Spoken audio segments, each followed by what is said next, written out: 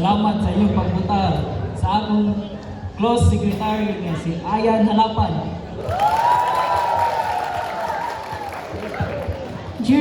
On the first day on the Legislative Department, all senators having meeting together with the President in regards on how to allocate the donation funds from the America.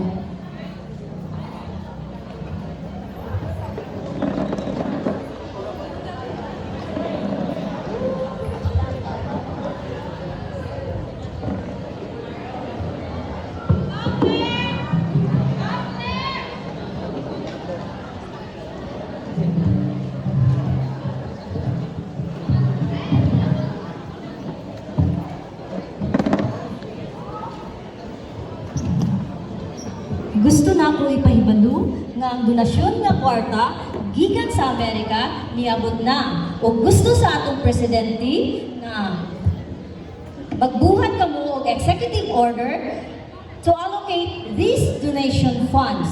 Maura ka to og daghang salamat. May buntag sa tanan.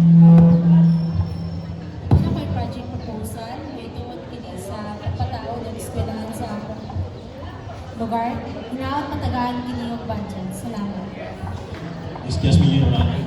Ano na punta ko i-include isa ka project alang sa dalang padulong sa bukid nga para sa ako mas importante siya ng budgetan na nga kwarta tungod kay makatabang kini sa mga katawan nga naa sa bukid para sa mga estudyante nga eskwela o punta kani nga project na ako ang budgetan na nga kwarta. Kaya salamat. Dalan ba, Uloy? Nabuhi man gani ng mga tao sa unang maulay gasto na pasada. Gusto na nila proposal para sa medical program. Ma'am, may I know kung pilay mong di-budget sa imong medical or sa imong hospital? Kani nga programa, naglantinan lamang og 5 million. Libre na ang tampal sa mga tao dito sa bukid. 5 million, ma'am. Nakuha po, ma'am. Nagsakit na ba tanan tao dito sa bukid? Yung anong niabot naman na 5 million. Ang donation fund is only 3 million. Ato na lang nagiguan. Kung maong magaling na, mangita tagpagi aron maigo. Saan sa mga pamagi?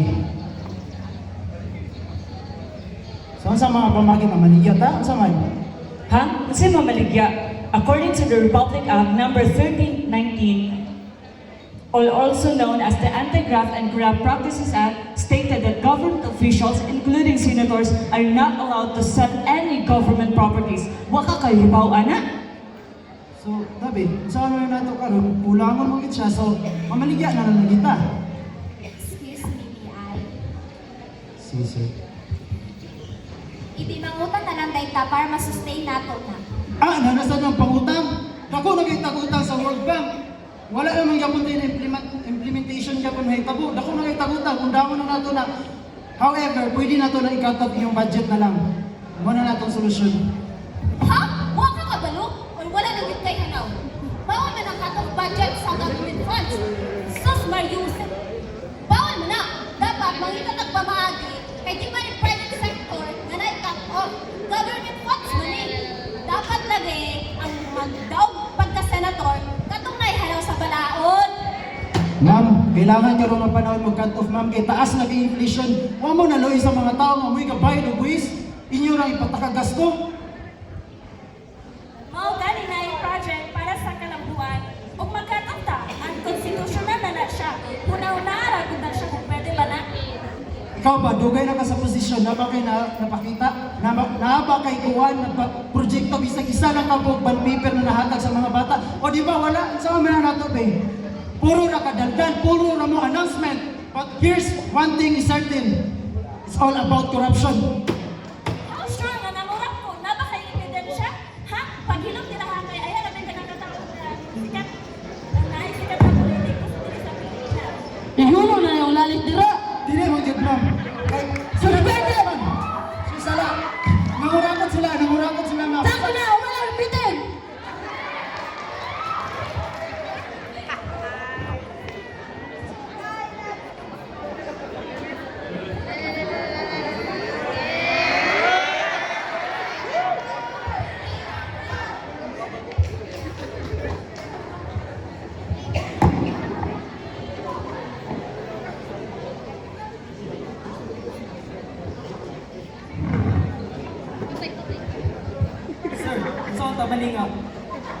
din kagubot ang Pilipinas karon.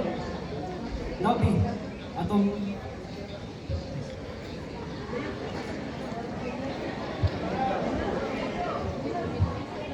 kailangan tawag para mawala ang demokrasya ang himo sa mga kawatan. Ang demokrasya maayo para sa katawan, pero yung sa nila, ilang giabusahan. Tama ba rin ang gibuhat niya ang tao may gabayad sa buhis? Di ba dili? Natay ang ibuhatan gano'n. Atong tadatos bukid. Atong gamito ng mga tao para mawala ng demokrasya ang ilang gidaog-daog. Mga to na ta. Scene 3, the protest.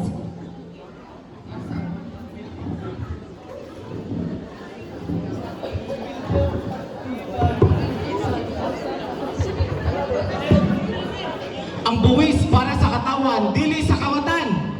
Ibagsak! Ibagsak! Ibagsak! Ibagsak!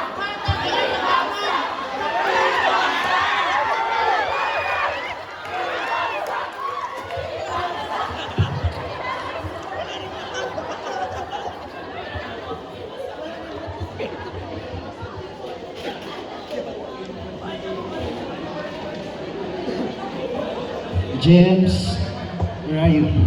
Akong president, akong amo. Boss, murag na na itabo, boss. May nangyari na, boss. Ang mga tao sa bukid, andam na daw sila. Ipaproclaim na natin. Larga na. Ulat lang ang proclamation.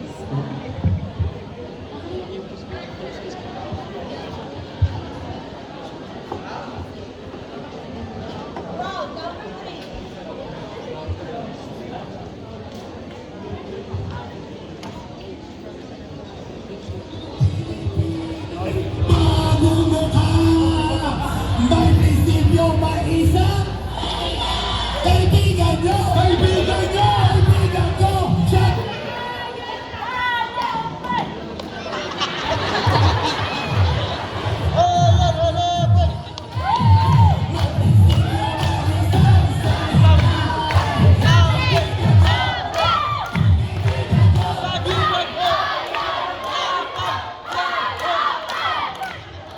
Salamat mga katawan sa pagsalig ninyo. O karon dili na ta musugod nga atong demokrasya daog-daogon sa mga oligarko. Musugod na mo! Ayaw na mo magsugod nga maputang bata sa atong posisyon nga makuragot kawatan sa gobyerno. Ang kwarta sa katawan, balik sa katawan, dili sa kawatan. Ug ako, si Ayan Halapan, ang mulikod isip sunod usa ka presidente sa Republika ng Pilipinas. Daghang salamat ug karon balik na sa atong paglimpyo sa gobyerno.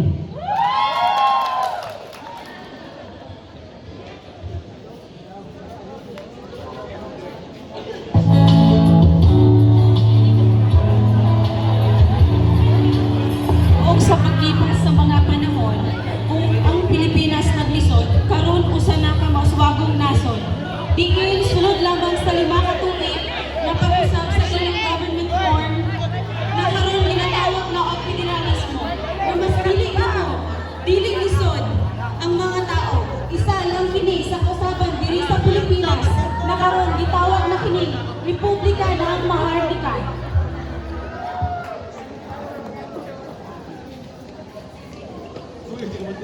Kuidang, wala dyan na sayo na pag-usap tag pamaagi sa Pilipinas. Maong karon, isa na ta sa mga suwagon na gitawag ang Tiger Economy in Asia. Kaayo ba na ay disiplinado na kaayo ta? Sa maning presidente nga itong ibot mo ba maning ayo? We are wasting our votes to apply this presidente. Kung saan ka wali mayor? Ang ato kang congressman nga mangita tagtao dito sa Mindanao, Visayas, sa Luzon na atong iparali para ipabagsak ato si presidente para atong ilisan. Kanang? The fall of the federalism government.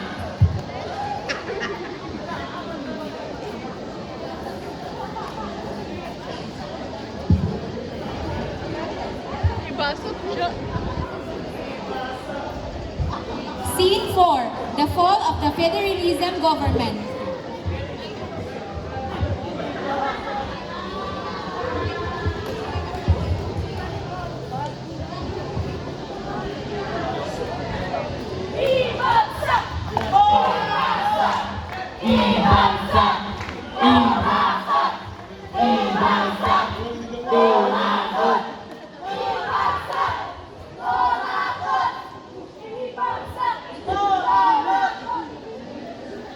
Mga katawhan, atong salubungon sa masipang pakpak ang matinahurong ng Presidente, Presidente Ayan Halapan.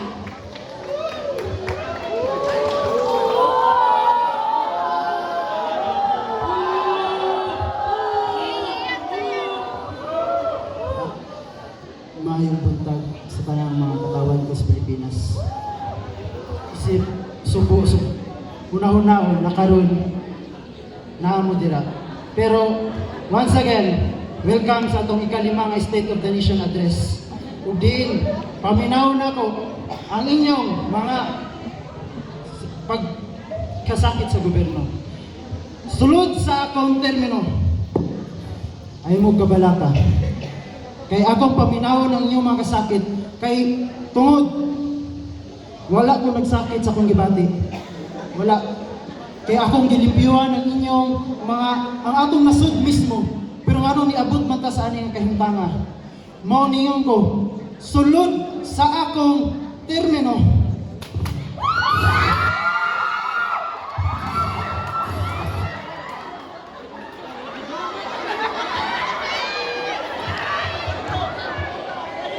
Anong ginusulong ka?